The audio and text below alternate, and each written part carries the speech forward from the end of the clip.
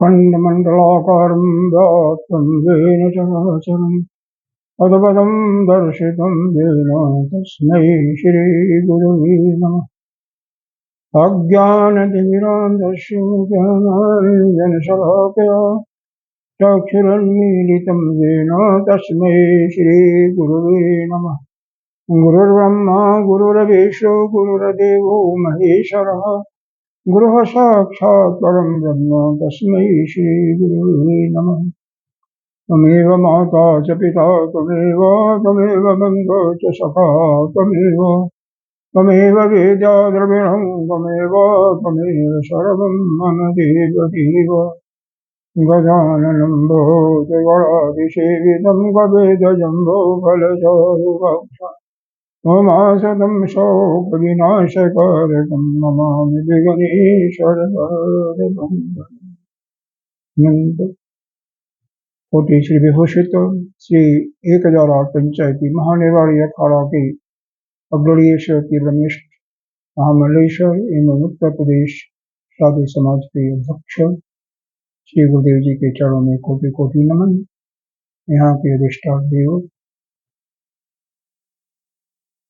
को कोटि कोटि वंदन। मातृशक्ति भक्ति सभी के हृदय में विराजमान आत्मस्वरूप परमात्मा को नमन। आज हम चिंतन करेंगे वृत्ति क्या है, वृत्तियां कैसे उड़ती हैं और क्या हमारे लिए यह किस प्रकार से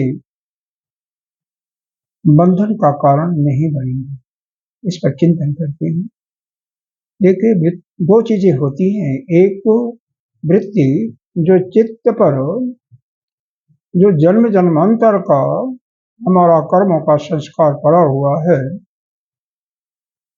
जैसा संस्कार है वैसा वृत्तियां तो उठेंगी ही।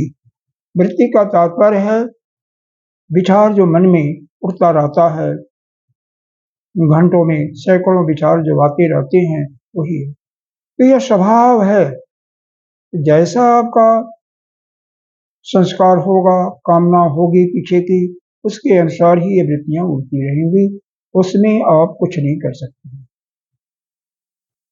यद्यपि योग दर्शन का उन्होंने पतंजलि जी ने इसका परिभाषा ही दिया है योग का कि योग चित्त वृत्ति निरोध, दूसरा ही समाधिपाद का इनका श्लोक है। तो योग जो है चित्त वृत्तियों को निरोध करने का एक माध्यम है।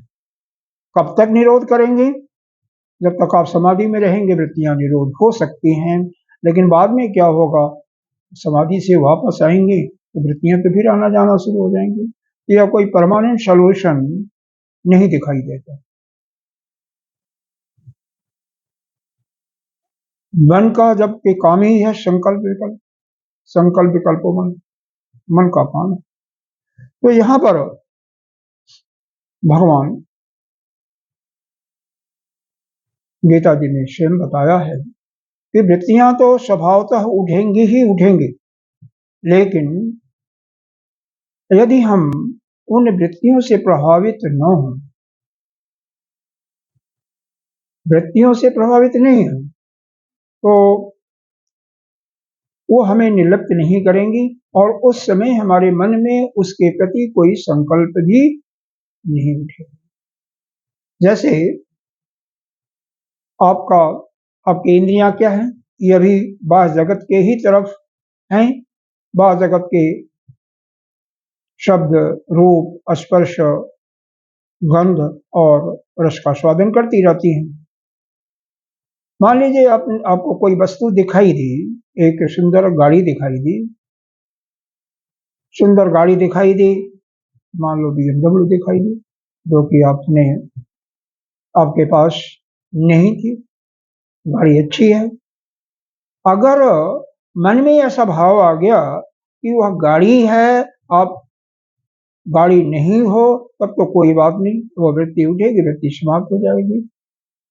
लेकिन जहां पर आपके मन में ऐसा विचार आया, ये गाड़ी तो बहुत सुंदर है, यह गाड़ी बहुत अच्छी है, तो जैसे यह संकल्प आता है तो वह संकल्प वहां पर आपके अंदर वह कामना उत्पन्न करेगा। जैसे ही वह संकल्प आएगा, चिंतन हुआ आपका, वैसे ही आप बंध जाओगे। वास्तव में संकल्प अगर आता भी है तो लेकिन हम उससे निर्लिप्त रहें, कुछ भी हो, कैसे कैसे हो सकते हैं? आप अपने मन को जब प्रभु का, उस परमात्मा का पूरा आश्रय ले लोगे, उसी में लगा दोगे, तो या कोई ऐसा लेखन का काम करने लगो जैसे श्रीमद् भागवत के श्लोकों का, उसका अर्थ का, उसका भावार्थ का लिखते रहिए लगातार। अपने आप धीरे धीरे धीरे धीरे वह संकल्प का आना बंद हो। वृत्ति अच्छी भी हो सकती है, शुभ भी होती है, आपके लिए फलदायक भी हो सकती है, आपके लिए वह परमात्मा से मिलाने के लिए गुणकारी भी हो सकती है, हितकारी हो सकती है, लेकिन वह आपको संसार में फंसाने वाली हो सकती है। तो जैसा आपका संस्कार होगा, उसके अनुसार वृत्ति अच्छी या बुरी वृत्ति होती रहेगी।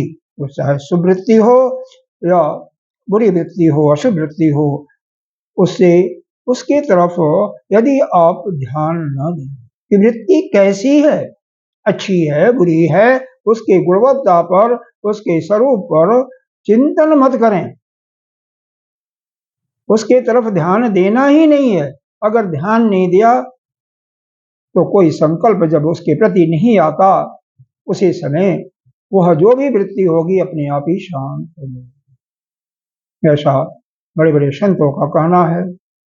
एवं यहाँ तक कि भगवान ने गीता जी में कहा है, दूसरा अध्याय, ध्यायतो विषयान पुंसः संगस्तो बजायते, संग संजायते कामः, कामात् क्रोधो अविजायते, क्रोधात् भवत सम्मोह, सम्मोहात् अस्मित् विभ्रमः, अस्मित् भ्रंशात् बुद्धिनाशः, बुद्धिनाशेन प्रणश्यति। वृत्ति उठ रही है, उस पर आप ध्यान न दो, उस पर चिंतन मत करो, तो मन अपने आप ही संकल्प नहीं करेगा। जब मन से कोई संकल्प नहीं होगा, आपका वस्तु पर ध्यान नहीं और उस वृत्ति पर ध्यान नहीं जा रही है, जो भी विचार उठ रहा है शुभ अशुभ, उस पर ध्यान नहीं जा रहा, तो मन में संकल्प नहीं उठेगा। संकल्प नहीं उठेगा तो उस वृत्ति से आप निर्लिप्त रहोगे, और जब वृत्ति से निर्लिप्त रहोगे तो आपके अंदर कोई भी उसको पाने के लिए आसक्ति नहीं उत्पन्न होगी। लेकिन जैसे ही आपने ध्यान किया उसके बारे में, आप ध्यान ले गए कि वह वृत्ति, यह जिस चीज की वृत्ति उठी, यह तो हमारे लिए बहुत अच्छी होगी, इसको पाने के लिए जैसे जैसे कामना बढ़ेगी तो वह क्या होगा, उससे आपकी आसक्ति होगी, और उस आसक्ति के फलस्वरूप आपके मन में एक दृढ़ भावना बन जाएगी, कामना हो जाएगी भोग करने की, उसको प्राप्त करने की।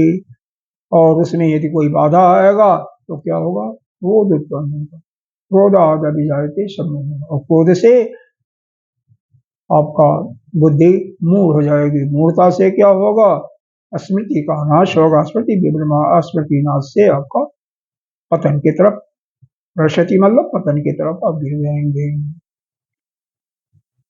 तो अगर मान लीजिए वह मिल जाता है तो क्या होगा, वह भोग मिल जाता है, वह वस्तु मिल जाती है, कोई बाधा नहीं आती है, बाधा आएगी तो क्रोध होगा, और मिल जाएगी तो उसका स्वाद आपको अच्छा लगेगा। तभी तो पहले देखा था या सुना था, इसके कारण से उसका तो आपके अंदर कामना आई, तो वह जब वह पुनः आप जब उसका भोग करोगे तो बारंबार उसको भोग करने की कामना बढ़ेगी, और फिर उस वस्तु के प्रति आपका लोभ होगा, लोभ से फिर मोह, सारे या मद लोभ मोह सब कुछ आ जाएंगे और आप इस संसार में फंसी जाओगे। तो कैसे अपने को, यह जो जन्म जन्मांतर के संस्कार हैं उनसे कैसे अपने को बचाएं, कैसे रोकें? कहते हैं वृत्ति उठ रही है, कोई दिक्कत है नहीं, वृत्ति उठने दीजिए, केवल आप उस पर ध्यान दें। वृत्ति उठी, आपसे कोई संबंध नहीं है, आप वृत्ति नहीं हो, यहाँ तक बनेगा। अब उसके तरफ ध्यान ले जाओगे, तभी तो यह मालूम होगा वह सुंदर है, अपूप है, वो आपके लिए अच्छी है, बुरी है। तो ध्यान मत ले जाओ, जो भगवान ने कहा है उसका पालन, और नहीं तो वहां से अपने मन को, ध्यान को लगा करके भगवान के अंदर लगा दो, भगवान के मंत्र का जाप करते रहो, भगवान के लीलाओं का श्रवण मनन करते रहो। जब आपका चित्त उस भगवान के परमात्मा स्वरूप में लग जाएगा, तो वह जो मन के विचार आते रहते हैं, वृत्तियां उड़ती रहती हैं, वो हिलोरी लेती रहेंगी और अपने आप समाप्त हो जाएंगी आपका, क्योंकि आप उधर, आपका ध्यान नहीं जा रहा है। ध्यान नहीं जा रहा तो कोई संकल्प नहीं हो रहा, संकल्प नहीं हो रहा तो उससे आप, उस वृत्तियों से आप निर्लिप्त रहोगे। भोग करोगे तो उसी भोगों का पुनः संस्कार बनेगा, संस्कार बनेगा तो संस्कार से पुनः आपका वृत्ति उठेगी, वृत्ति से पुनः आपका कामना बढ़ेगी, कामना से पुनः कर्म होगा, और कर्म से यह श्रृंखला जो है चलती रहेगी, और आप उसी दलदल के सागर में फंसे रहोगे। इसलिए सबसे सुंदर उपाय है, वृत्ति हमारी कैसी भी उठती है, चाहे वह सात्विक है, तामसिक है, राजसिक है, शुभ है हमारे लिए, अशुभ है, उस वृत्ति पर बिल्कुल उससे निर्लिप्त रहना, उससे अपने मन को हटा लेना वहां से, और हटा करके भगवान के चरणों में लगा देना, फिर भगवान के लीलाओं का श्रवण करना, भगवान के मंत्र का जाप करना, अपने को वहां से अलग करना। यह सबसे सुंदर तरीका है। इन वृत्तियों से हमें ये वृत्तियां निर्लिप्त न करें, इसे अपने को दूर करने का, और ऐसा अगर आप करने में जब सफल हो जाओगे, इससे दो लाभ मिलेगा। एक तो प्रभु की तरफ, परमात्मा की तरफ, परमात्मा स्वरूप की तरफ आपका श्रद्धा निष्ठा बढ़ेगा, भगवान से प्रेम होगा, भक्ति बढ़ेगी। दूसरा, यह वृत्तियां आपके लिए न दुखकारी होंगी न सुखकारी होंगी, क्योंकि इससे आप अछूते रहोगे, निर्लिप्त रहोगे, और निर्लिप्त रहना ही आपके लिए श्रेष्ठकर होगा। इन्हीं शब्दों के साथ इसको समाप्त करते हैं। ओम पूर्णमिदः पूर्णमिदं पूर्णात् पूर्णमुदच्यते पूर्णस्य पूर्णमादाय पूर्णमेवावशिष्यते। ओम शांति शांति।